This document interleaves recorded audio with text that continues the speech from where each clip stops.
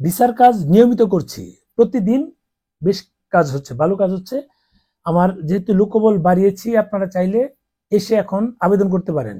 এখন কিন্তু ভিসার যেহেতু পরিমাণ বাড়িয়েছে, স্লটের পরিমাণও বাড়িয়েছে, এখন আবেদন করতে পারেন। আসুন আপনারা, আমাদের শুধু রবিবার বন্ধ থাকে, বাকি দিন সকাল 11টা থেকে সন্ধ্যা 7টা পর্যন্ত এই খোলা থাকে। আপনারা 11টা থেকে 7টা পর্যন্ত যে কোনো সময় আসুন, আমরা আছি, অল টাইমই পাবেন। মাঝে মধ্যে যদি এদিক সেদিক হয়, যেমন আজকে একজন অসুস্থ ছিল, আরেকজন মনিটরিং বাইরে, আমি অন্য কাজে ছিলাম, যাওয়া হয়নি, বিকেল বেলা গিয়েছে, সকালে অনেকে ঘুরে গিয়েছে, তাদের জন্য আসলে দুঃখিত।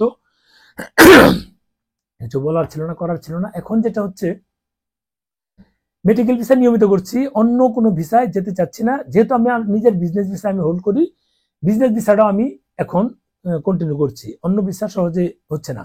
Double entry visa, double entry visa আপনারা আমার অফিসে আসুন, কাগজগুলো নিয়ে আসুন, কিছু এফিডেভিট করতে হয়, মানে নোটারি করতে হয়, ভাষাগত কিছু বিষয় থাকে, সেগুলো মিলিয়ে আবেদন করে দিয়ে আপনারা হাই কমিশনে জমা দেন, অনেক সময় স্লট পাওয়া যাচ্ছে। আর যদি স্লট এখন অ্যাভেলেবেল হয়ে যায়, তাহলে আলহামদুলিল্লাহ, এটা তো আরো ভালো খবর, যদি ভারতীয় হাই কমিশন এই জিনিসটা আমাদের দিকে নজর দেয়।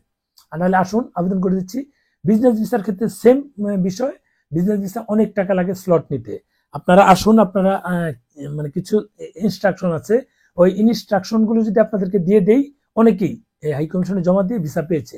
ওইভাবে আপনাদের ভারত থেকে ফোন করাতে হবে, ভারত থেকে মেইল পাঠাতে হবে, ওইগুলো মিলিয়ে একটা কিছু প্রসেসিং থাকে, সেটা আমি আপনাদের আসুন, আমি এখানে আবেদন করে দিচ্ছি, আসবেন, আধা ঘন্টা ওয়েট করেন, আবেদন করে দেবো, কমপ্লিট করে নিয়ে চলে যাবেন। আর যে ইনস্ট্রাকশন গুলো দিব, সেই ইনস্ট্রাকশন অনুযায়ী আপনারা কাজগুলো করেন, ইনশাল্লাহ ভিসা হয়ে যাবে। বিজনেস ভিসার কিন্তু চাহিদা বেশি, বাট জমা পড়ছে কম, এক্ষেত্রে খুব দ্রুত বিজনেস ভিসা দিয়ে দিচ্ছে। তার মানেটা হলো এটাই যে ভিসার পরিমাণ বাড়িয়েছে, আরো বাড়বে। আশা করি সামনে যে সময়গুলো আসছে, এই ক্ষেত্রে আগের মতো টুরিস্ট ভিসা না থাকলে সব অ্যাভেলেবেল হবে না, কিন্তু অন্য অন্য ভিসাগুলো খুব বেশি প্রয়োজন। তবে মেডিকেল ভিসার ক্ষেত্রে, মেডিকেল ভিসা আগে তো 600 থেকে 800 জমা পড়তো প্রতিদিন, সেটা এখন 3000, 3200, 3500 জমা পড়েও ডিমান্ড কমে না মেডিকেল ভিসার। কারণটা কি? কারণ একটাই, একটা না, এখানে দুটো কারণ আছে। একটা হচ্ছে, 1 নম্বর কারণটা হচ্ছে, আগে বহু লোকজন ধরেন মেডিকেল ভিসা 20% নিত, আর 80% রোগী তারা টুরিস্ট ভিসায় গিয়ে ডাক্তার দেখে আসতো বা ফলো আপ করে আসতো। মেডিকেল ভিসার প্যারা অনেক, কাগজপত্র জমা দেওয়ার ঝামেলা অনেক, এক হাসপাতাল থেকে চেঞ্জ করে আরেক হাসপাতালে গেলে প্রবলেম অনেক, এগুলোর কারণে তারা চেঞ্জ করে এই টুরিস্ট ভিসা গিয়ে ডাক্তার দেখাতো।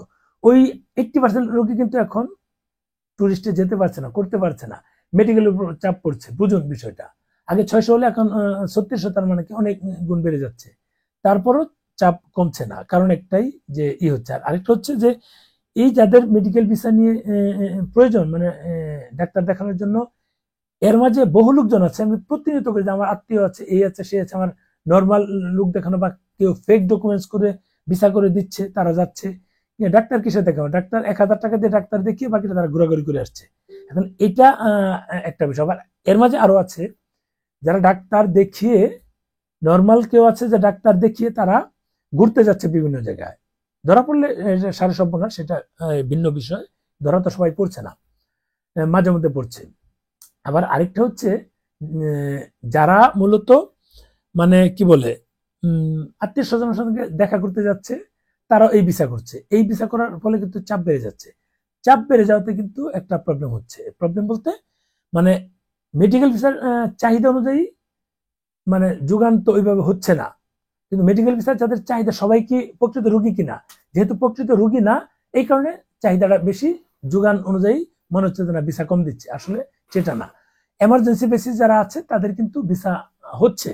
এখন যারা এই ঘোরাঘুরি করতে যাচ্ছে, তাদের অনেকেরই মানে এমার্জেন্সি প্রবলেম থাকা সত্ত্বেও তারা মানে পাচ্ছে না। কারণ একটাই যে, এখানে তো মানে তাদের গুরুত্বপূর্ণ অনেক, বাট যেভাবে কাগজ সাবমিট করা দরকার বা যে পেপারগুলো থাকা দরকার, সেটা হচ্ছে না, ভিসা হচ্ছে না, এই হচ্ছে বিষয়। ভালো থাকবেন, শেয়ার দিন ভিডিওটা।